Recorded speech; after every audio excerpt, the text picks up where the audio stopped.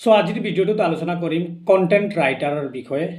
Content writer কি হয়, content writer হ'বলৈ কি কি কোৱালিফিকেশ্যন লাগে, প্লাছ কণ্টেণ্ট ৰাইটিঙৰ যি মূল বিষয়বস্তু হয়, কেনেকুৱা চাকৰিটো পাব পাৰি আৰু কি কি সুবিধা আছে ইয়াৰ এই বিষয়ে আজি আলোচনা কৰিম। থুলমূল যোনটো ধাৰণা আছে কণ্টেণ্ট ৰাইটিঙৰ। চ' আহক আমি ষ্টাৰ্ট কৰোঁ ভিডিঅ'টো। চ' প্ৰথম কথাটো হ'ল যে কণ্টেণ্ট ৰাইটাৰ কি হয়। চ' কণ্টেণ্ট ৰাইটাৰ হৈছে বেচিকেলি কিছুমান এমপ্লয় বুলি ক'ব পাৰি, যোনবোৰ নেকি কিছুমান আছে প্ৰাইভেট, নিজেও এটা ৱেবছাইট চলে, তেনেকুৱা বহুত আছে। বিভিন্ন কিচিমৰ ৱেবছাইট নিজে অনাৰ হয় আৰু নিজে কামো কৰে। আৰু কিছুমান ডাঙৰ ডাঙৰ ৱেবছাইট আছে, যেনেকুৱা আপুনি যদি কিছুমান যদি নিউজ চেনেল চায়, লাইক ইণ্ডিয়া টিভি, আজ তক, টাইমছ অফ ইণ্ডিয়া, বা যদি ক্ৰিকেটত যায়, এইবিলাক ডাঙৰ ডাঙৰ ৱেবছাইট হয়। চ' তেনেকুৱা ৱেবছাইটবোৰে কি কৰে, কিছুমান লাইক কণ্টেণ্ট ৰাইটাৰ সিহঁতে বিচাৰে মাৰ্কেটত, আৰু সিহঁতে সেইবোৰক চাকৰি হিচাপত ৰাখে আৰু সিহঁতক দি কণ্টেণ্টবিলাক লিখায়, তাৰপিছত ৱেবছাইটত আপলোড কৰে।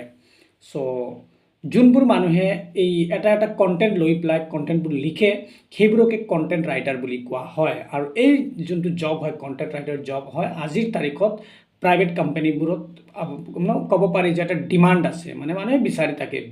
যিহেতু বিভিন্ন ধৰণৰ কণ্টেণ্ট ৰাইটাৰ লাইক ৱেবছাইটবোৰ নতুন নতুন লঞ্চ হৈ আছে, ইয়াতো পুৰণা যোনবোৰ আছে সেইবোৰৰো ডিমাণ্ডবিলাক বৃদ্ধি পাই গৈ আছে, যাৰ কাৰণে কণ্টেণ্ট ৰাইটাৰৰ জবটো বৃদ্ধি পাই গৈ আছে। এটা বস্তু হ'ল। দ্বিতীয় বস্তুটো হ'ল, এই বস্তুটো এনি গ্ৰেজুৱেটে কৰিব পাৰে। জেনেৰেলি আপুনি ক'ব পাৰে যোনবিলাক মাছ ডিগ্ৰী আছে, যোনবিলাক মিডিয়া ডিগ্ৰী আছে, সেইবিলাক হ'লে ভাল, কিন্তু কোনো মেণ্ডেটৰী নহয়। যিকোনো ষ্ট্ৰীমৰ ষ্টুডেণ্টে এইটো চাকৰি জইন কৰিব পাৰে, ফ্ৰেচাৰে জইন কৰিব পাৰে। বহুতো ফ্ৰেচাৰৰ কাৰণে কণ্টেণ্ট ৰাইটিঙৰ জব আহি থাকে। যোনবিলাক জব বৰ্ডছ আছে, যেনেকুৱা লিংকডইন, naukri.com, shine.com, ইণ্ডিড, এইবিলাকত বিভিন্ন জব পোষ্টবোৰ, ইয়াৰ যোনবিলাক ৰিক্ৰুটাৰ আছে, সিহঁতে মানুহৰ যোনবিলাকৰ ৰেজুমে অলৰেডি তাত আপলোড হৈ আছে, সিহঁতক ৰিচ কৰি থাকে। তাৰপিছত ৰিম'ট জবো পাই থাকিব পাৰি এইটো কণ্টেণ্ট ৰাইটিঙৰ কাৰণে। কিছুমান লাইক এণ্ট্ৰি লেভেলৰ জব আছে, ইয়াৰ ইণ্টাৰ্ণশ্বিপ জব আছে, কলেজত পঢ়ি পেলাইও আপুনি কণ্টেণ্ট ৰাইটিং কৰিব পাৰে। তাৰপিছত আৰু এটা বস্তু হ'ল, এইটো এটা বহুত ডাঙৰ বেনিফিট মই ভাবোঁ, যিহেতু ইয়াত কোনো ডিগ্ৰী নালাগে। ইয়াত বেচিকেলি আপোনাৰ যোনটো ৰিটেন কমিউনিকেশ্যন আছে, মানে লিখাৰ যোনটো কমিউনিকেশ্যন, এইটো যদি আপুনি এক্সপাৰ্ট হয়, ভাল যদি গ্ৰামাটিকেলি কাৰেক্ট কৰি লিখিব পাৰে। তাৰপিছত বিভিন্ন ষ্টাইল আছে, বিভিন্ন টুলছ আছে। আপুনি প্ৰথমে লিখিলে যিকোনো এটা কণ্টেণ্ট, ধৰি লওক ফৰ এক্সাম্পল মই কৈ আছোঁ এতিয়া ক্ৰিকেট মেচৰ কাৰণে, আজি মেচ আছে ইণ্ডিয়া আৰু ইংলেণ্ডৰ ৰাতি। এইটো মেচটো লৈ পেলাই আপুনি এটা কণ্টেণ্ট লিখিব লাগে। এতিয়া আপুনি ক্ৰিকেট সেই যোনটো বস্তু লিখিব, আপুনি সেই বস্তুটো লৈ নলেজটো, ডমেইনটো লৈ পেলাই বা ইণ্ডাষ্ট্ৰি লৈ পেলাই আপোনাৰ নলেজ থাকিব লাগিব। চ' আপুনি বিকজ আজিকালি চাট জিপিটি বা AI টুলছ আছে আৰু বিভিন্ন, সেইবিলাক দিও কণ্টেণ্টবিলাক লিখাব পাৰি, বাট এইটো গুগলে এলাউ নকৰে, বিকজ এইটো মানে যোনটো AI টাচ হয় সেইটো আহি যায়। সেইটো হ'লে সিহঁতে এইটো মানে ৰেংকিং নকৰাৰ ওপৰত। চ' এইটো হিউমেন টাচ হ'ব লাগিব, হিংসানে মানে মানুহে লিখিব লাগিব। এইবিলাক বিভিন্ন টুলছ আছে, এইটো গুগলে ধৰি লয় বুলি এইটো AI লিখিছে বুলি।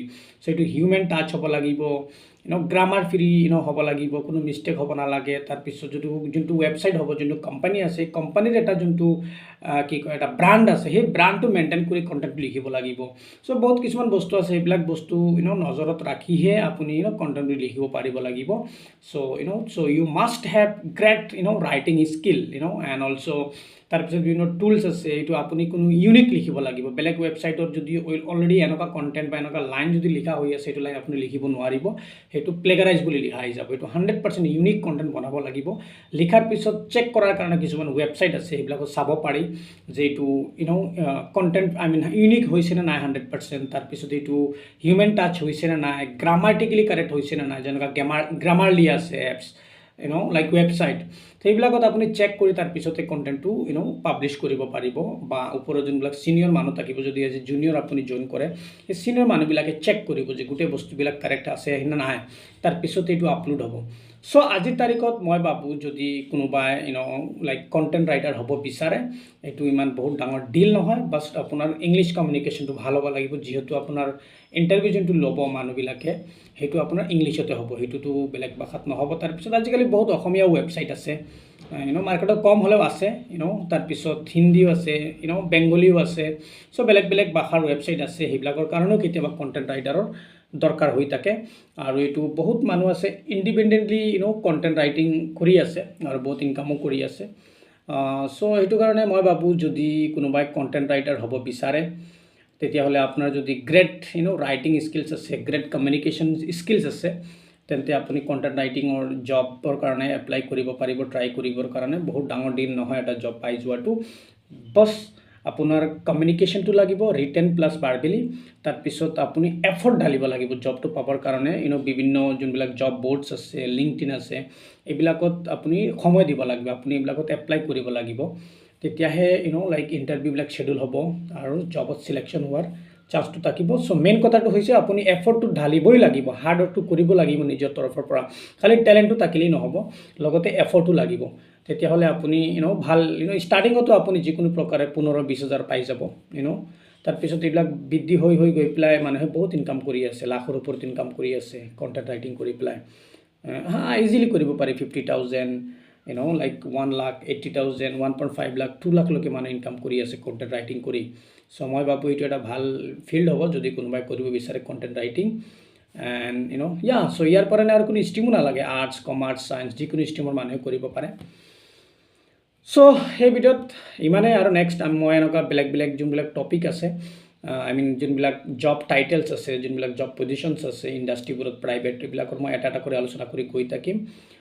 তাৰপিছত আৰু মই আগত মই এনেকুৱা ভিডিঅ' কিছুমান আনিম যোনবিলাকত ফ্ৰেছ যোনবিলাক জব আহি আছে, যেনেকুৱা নেক্সট আজি বৰ্তমান মাৰ্কেটত লাষ্ট 24 আৱাৰ্ছত কোনবোৰ জব পাব্লিছ হৈছে, জববোৰ কোনবিলাক কোম্পানী বিচাৰি আছে, জববোৰ কিমান সহজ হয় পাবৰ কাৰণে আৰু কিমান ৰিয়েল হয়, ফেক হয়, এই বস্তুবিলাকো মই কৰি থাকিম লাহে লাহে। আপুনি যদি নিউ হয় তেতিয়াহ'লে যদি ইউটিউবত হয় ছাবস্ক্ৰাইব কৰিব, আৰু ফেচবুকত হ'লে ফ'ল' কৰি দিব পেজটো।